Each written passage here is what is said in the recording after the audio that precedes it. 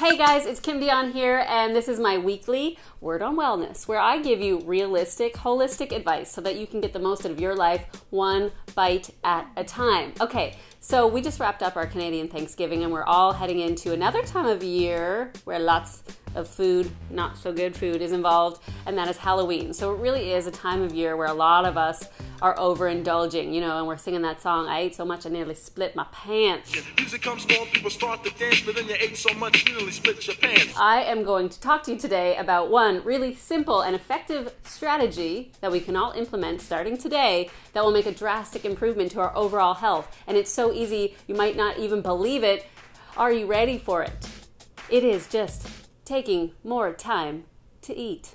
Thanksgiving and Halloween might be the only time in the entire year that you overindulge and do a little binge eating. But if you look at the statistics, chronic overeating is actually a very widespread phenomenon and very detrimental to our health. Chronic overeating is due to a multitude of very complex issues. There is emotional health, there is food addictions, and there is just like, you know, the empty calories that processed food industry is feeding us. But there's also just the super fast-paced, hectic nature of our lives, and we're all kind of socialized to believe that faster is better.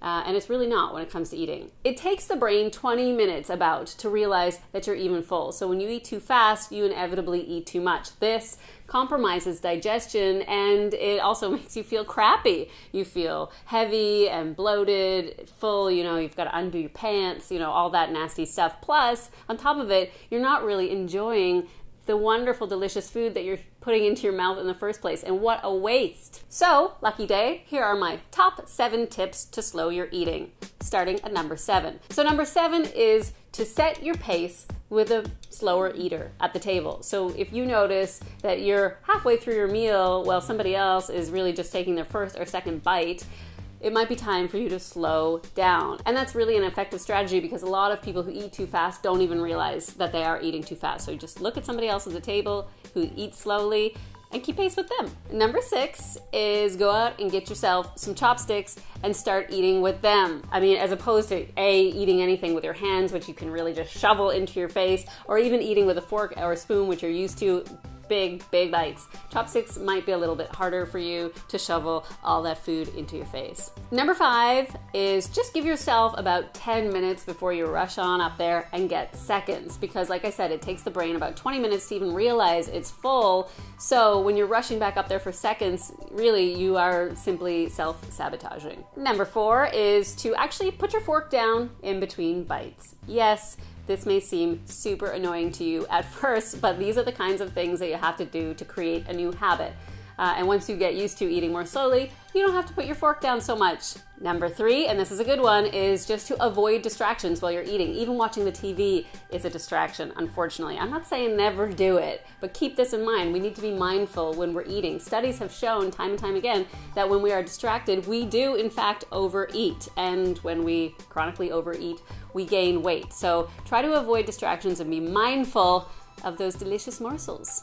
Number 2 is just to take smaller bites. Oh my goodness, honestly, I watch my man eating his food, and sometimes I think he's like in some secret contest and there's a hidden camera somewhere. I literally sometimes watch him stretch his lips to get more food in his face.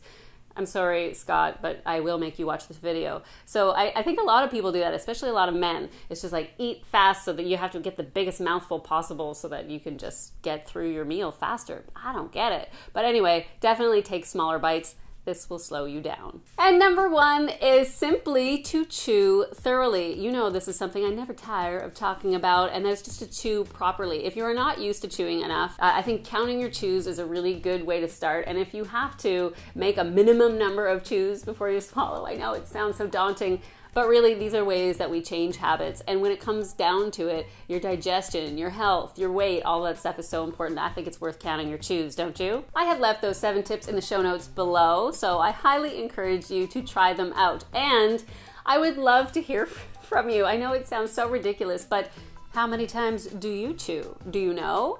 If you haven't counted your chews, go count them and report back in the comments below. So if you like this video, please share it with your friends, especially the ones that you know that just are eating too fast. And subscribe to my channel by clicking on the KD right over there in the corner. Also, if you would like to stay in touch and get more realistic, holistic advice or some of my whole food recipes, you can go on over to kimdeon.com and sign up for my email updates. Please don't forget that big change really does happen in small steps. So I thank you for making me part of your real food adventures, and thank you for watching this video. I hope you enjoyed it. I'll see you next time.